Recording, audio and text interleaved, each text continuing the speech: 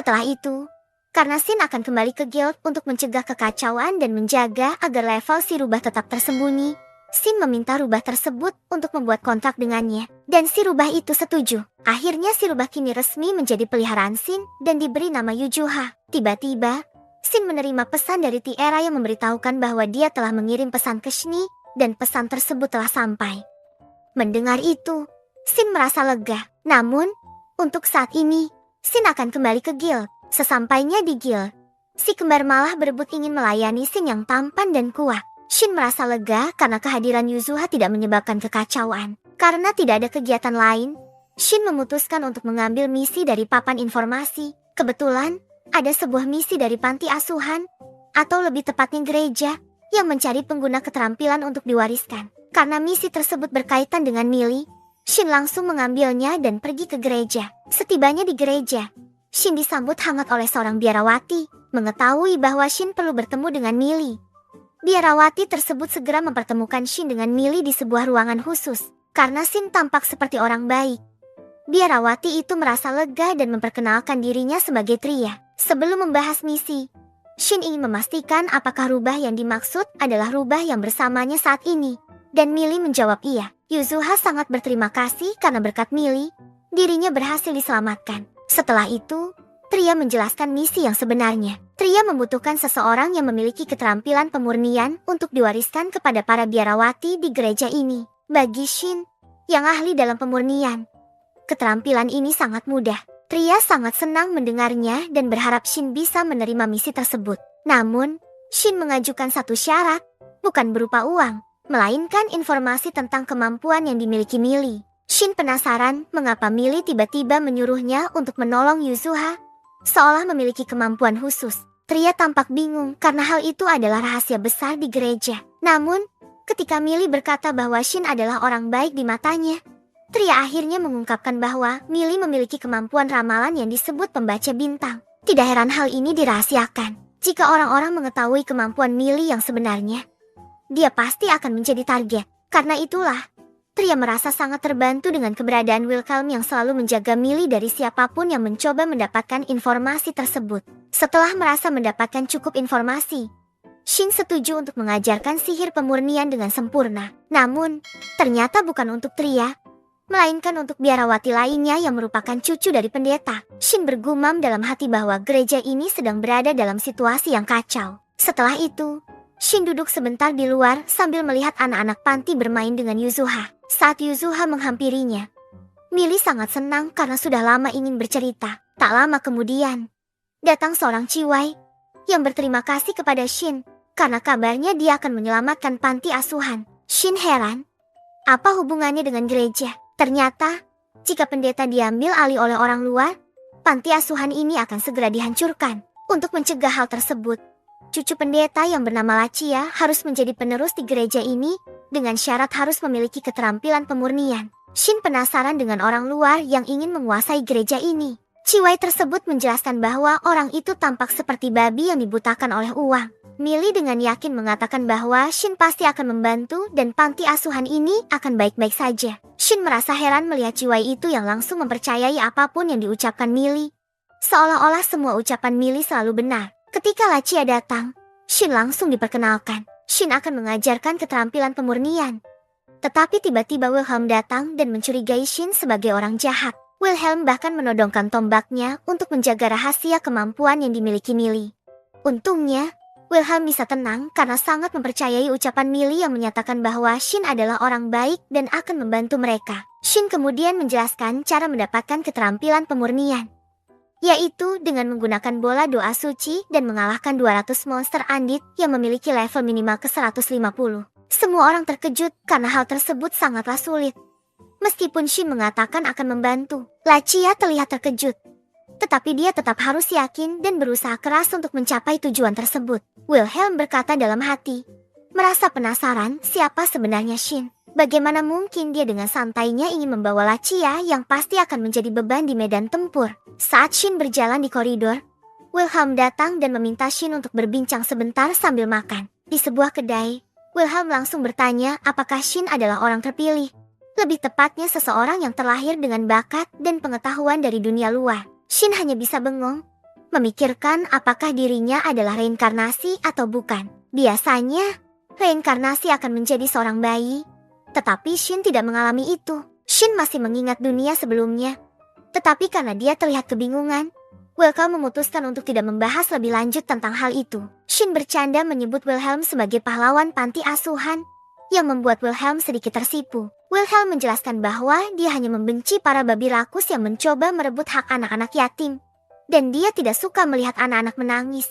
Tiba-tiba, Shin menerima pesan dari Tiara yang mengatakan bahwa Shin telah membalas suratnya dengan banyak sekali pertanyaan. Ketika notifikasi ditekan, muncul sebuah surat pengantar, dan dengan cepat Wilhelm juga menunjukkan surat pengantar yang sama untuk memastikan keasliannya.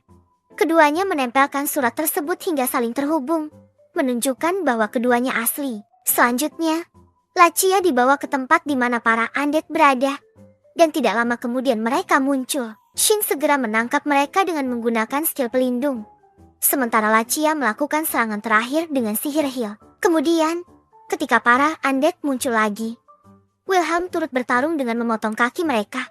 Sementara Shin juga bergabung untuk melawan undead agar Lachia bisa melakukan serangan terakhir untuk meningkatkan levelnya dengan cepat. Sekarang mereka semua telah mencapai sebuah tempat yang dilapisi dengan pelindung berwarna biru, menandakan bahwa ini adalah wilayah selanjutnya untuk para undead level tinggi. Di sini, Shin melihat dua kelompok gerombolan undead. Akibatnya, Wilhelm dan Shin membagi diri mereka menjadi dua kelompok, dengan Wilhelm pergi sendirian, sementara Shin tetap bersama Lachia. Meskipun Lachia agak merasa lelah di sini, dia senang karena ini akan membantu meningkatkan levelnya dengan cepat.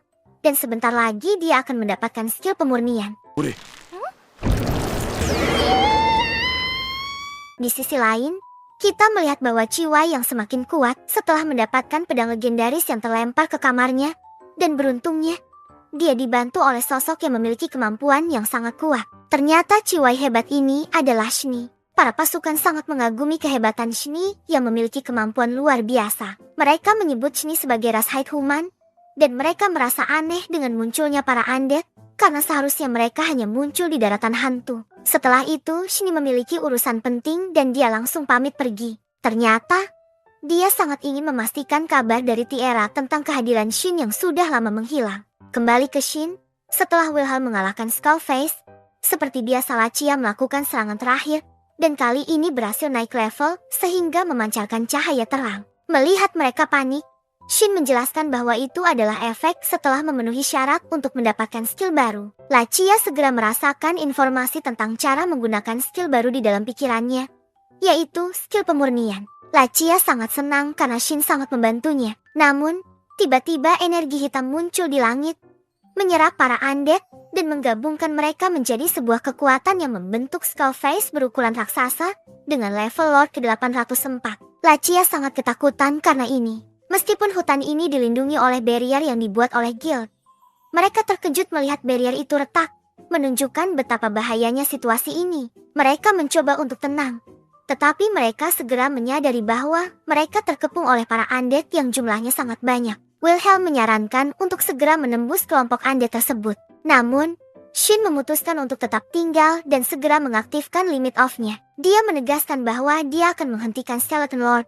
Sementara Wilhelm dan Lachia diminta untuk pulang lebih dulu. Wilhelm semakin penasaran dengan identitas sebenarnya Shin. Shin membuka jalan dengan menggunakan sihir petirnya.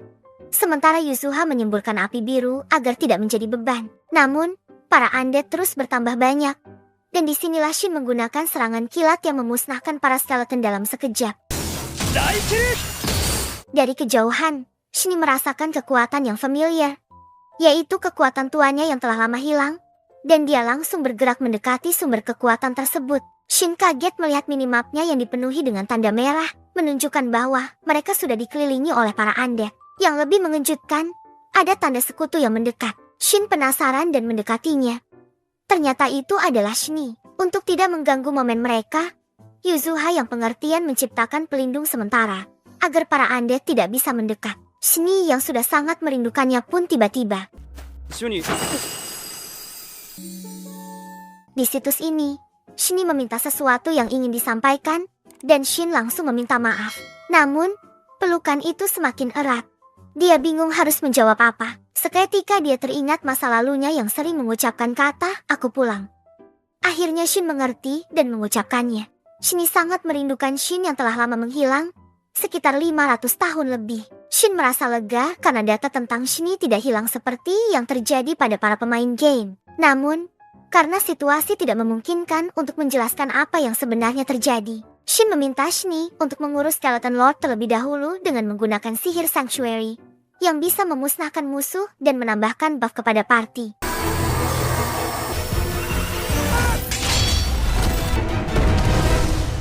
Namun, Shin cukup terkejut mendengar Skeleton Lord yang bisa berbicara meminta kekuatan sebelum akhirnya tewas. Meskipun itu tidak terlalu penting saat ini, yang paling penting bagi Shin adalah menjelaskan apa yang sebenarnya terjadi. Di atas reruntuhan, Shin menjelaskan bahwa saat mengalahkan bos dungeon terakhir, dia menemukan sebuah pintu terbuka dan tiba-tiba terserap ke dalamnya. Ketika Shin terbangun, dirinya berada di sebuah padang rumput. Intinya, Shin tidak pergi kemanapun selama 500 tahun. Dan dia langsung melompat ke waktu saat ini. Shin merasa lega mendengarnya karena Shin ternyata tidak memiliki niat untuk meninggalkannya. Shin kemudian menjelaskan bahwa setelah Shin menghilang, dungeon tiba-tiba lenyap tanpa bekas, dan para pendukung Shin bingung karena data mereka tidak ikut terhapus. Sebagai hasilnya, semua pendukung Shin bercerai untuk mencari tuannya.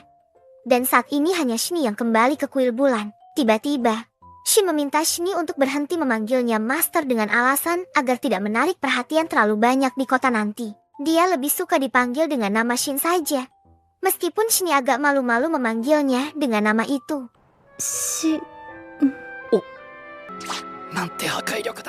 Ketika Shin bertanya tentang tujuan selanjutnya Shin mengungkapkan keinginannya untuk mengunjungi tanah suci yang disebut Pustaka Kerajaan. Tiba-tiba, Shin bertanya apakah Shin akan pulang ke dunianya jika menemukan cara untuk melakukannya. Dan Shin pun menjawab iya. Seketika membuat Shin sangat sedih mendengarnya. Namun, Shin mencoba tetap tabah dan tersenyum, mendukung setiap keputusan tuannya. Shin kemudian bertanya seberapa jauh ingatan Shin. Shin menjelaskan bahwa dia masih ingat segalanya sejak turun ke tanah ini bersama Shin. Dan dia menyadari bahwa para pemain mengalami kondisi game kematian di mana mereka tidak bisa logat. Shin mengakui bahwa dia tidak bisa memberitahu hal itu kepada NPC lain pada waktu itu. Dia juga merenungkan apa yang mungkin dipikirkan oleh para NPC jika semua pemain telah logat. Maka dari itu, Shin memilih untuk tidak mengungkapkan apapun sebelum lawan bos akhir. Meskipun sebenarnya Shin sudah menyadari hal itu sejak awal. Kemudian, tiba-tiba Shin membicarakan tentang sebuah janji yang Shin tidak pernah lupakan. Namun, kita tidak diberitahu apa janji tersebut. Ketika matahari mulai terbit, Shin dan Shin merencanakan untuk mengadakan pesta reunian di rumah nanti. Sebelumnya, Shin memperkenalkan Yuzuha, yang ternyata merupakan monster elemental yang tanpa sadar adalah sosok roh terkuat. Ternyata, Yuzuha memiliki 3 ekor sekarang, dan yang paling mengejutkan adalah Yuzuha bisa berbicara dengan suara seperti Chiwei Lali.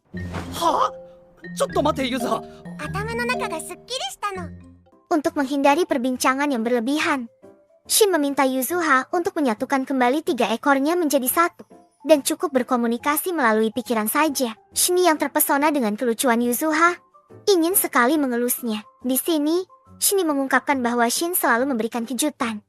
Karena sampai sekarang belum ada orang yang bisa menjinakkan sosok elemental seperti Yuzuha. Saat hari sudah mulai siang, Shin dan Shin mulai pulang ke rumah.